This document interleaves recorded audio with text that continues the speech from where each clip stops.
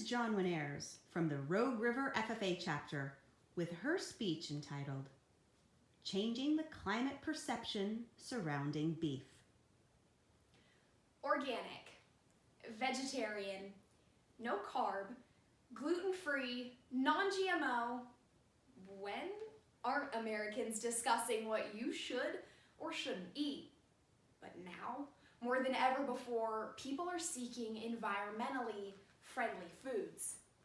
Food manufacturers are capitalizing on the new environmental attention as a marketing strategy, whether there's truth in the different accusations or not. And now the focus is on the livestock industry, and meat eaters are being shamed for their eating habits. Cattle have now stepped into the crosshairs of climate discussion.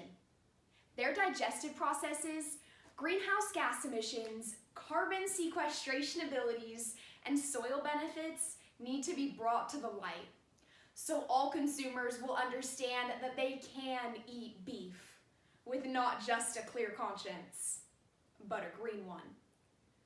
Pinpointing where this new environmental criticism for the beef industry started is easier said than done.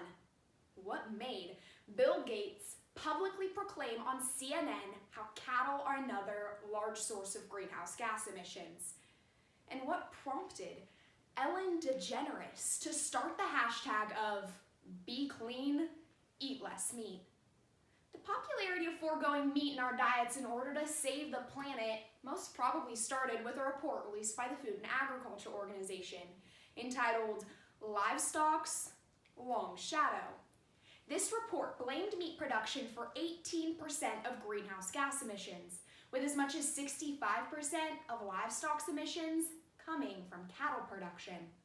Even this year's Golden Globe Awards went meatless in order to raise awareness about climate change. While ironically, many of the movie stars traveled to the gala on gas-guzzling private jets. I wonder if Hollywood knows that choosing a jetless lifestyle would save 1.6 tons of carbon from entering the atmosphere per transatlantic flight per passenger, while choosing a meatless lifestyle for an entire excruciating year would only save 1,600 pounds. So before we blame cattle for our inevitable demise, let's take a realistic look at the effects of cattle production on the environment. Bovine flatulence has truly been blown out of proportion.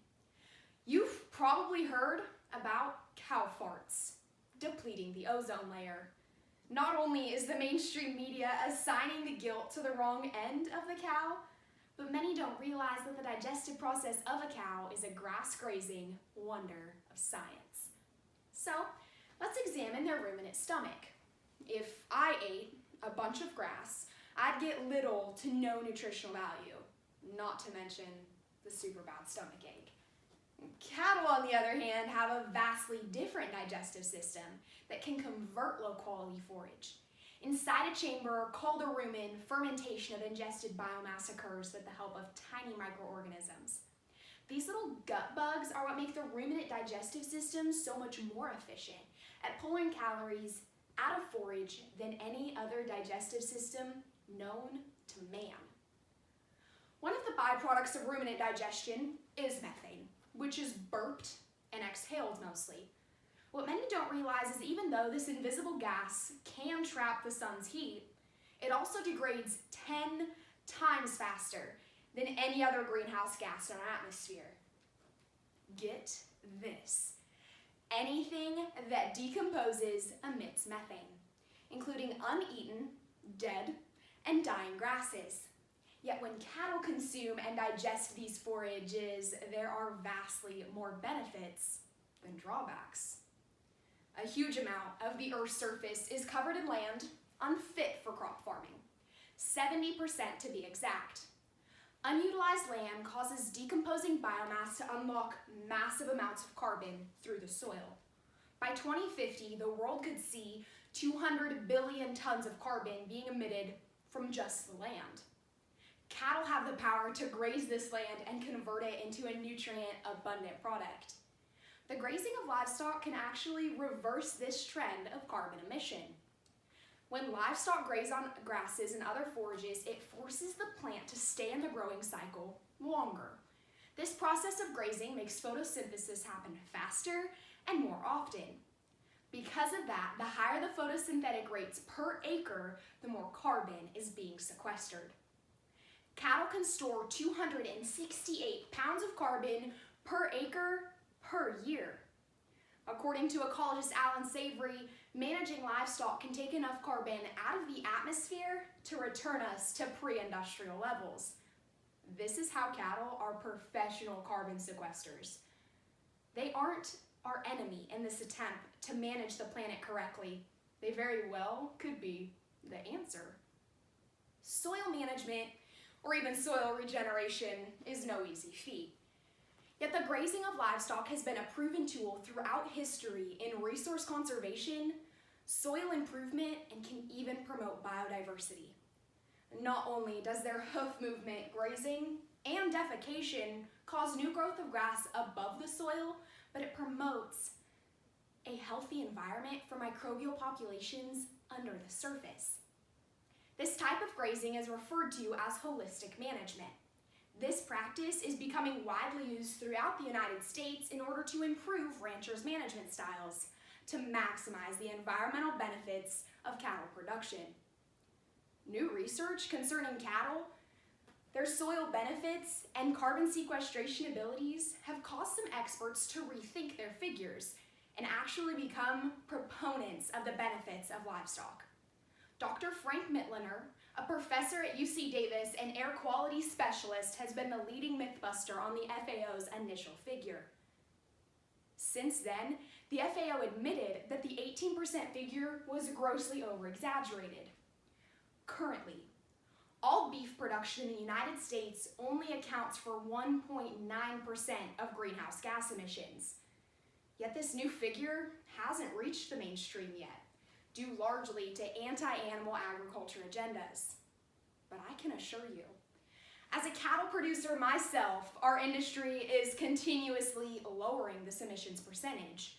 Through new management practices, genetic indicators, and selection methods, our industry is constantly improving.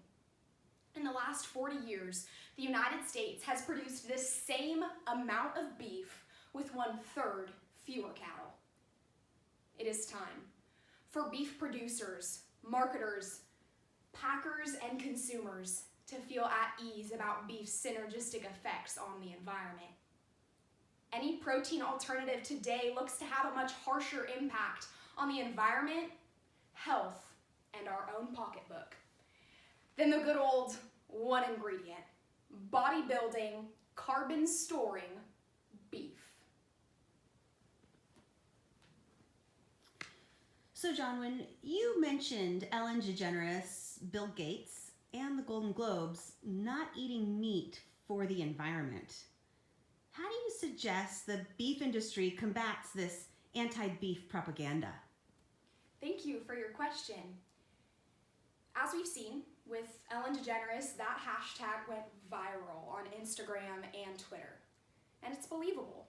When you look up to someone like a celebrity, you want to begin to live like them, such as having a meatless lifestyle. But what we tend to forget is that many celebrities actually support the beef industry. Just to name a few are Jimmy Kimmel, Luke Bryan, and even Marilyn Monroe was a supporter of the beef industry. I feel that if we do two things, partner with different celebrities who already support us, and also do a hashtag the other direction. One that I've started with my social media has been hashtag beef, it's what your mother loves, with a little globe emoji as the O in mother. And I think that these different steps would just be a couple of things to make producers connect more with consumers about how beef is not bad for the environment. Thank you. Okay, I have one more question. Jonwyn, how do beef producers minimize their carbon footprint? There are many things, big and small, that beef producers can all do to minimize their carbon footprint. Some of them we're already doing. Something as small as a salt lick with a mineral package has been proven to aid in gut health in cattle. And when they're out on the range, if they have something as little as a salt block to lick on, it will help their digestive system. But other producers that I've been in communication with have started to do rotational grazing, and this is called regenerative agriculture, where the cattle are on a schedule, you open a gate, and they move into a new paddock to graze in. And I feel that, yes, this is extensive, new fencing and a new management style, but it's showing that you can put more head of cattle on a smaller amount of acreage, and you can treat the soil better. So there's just a couple. You can go big or small. Genetic indicators and beef efficiency is also playing a role into how to make our carbon footprint smaller. But there's so many different things that are in action and also that can happen in order to make cattle production have even a smaller carbon footprint than it already does. Thank you. Thank you.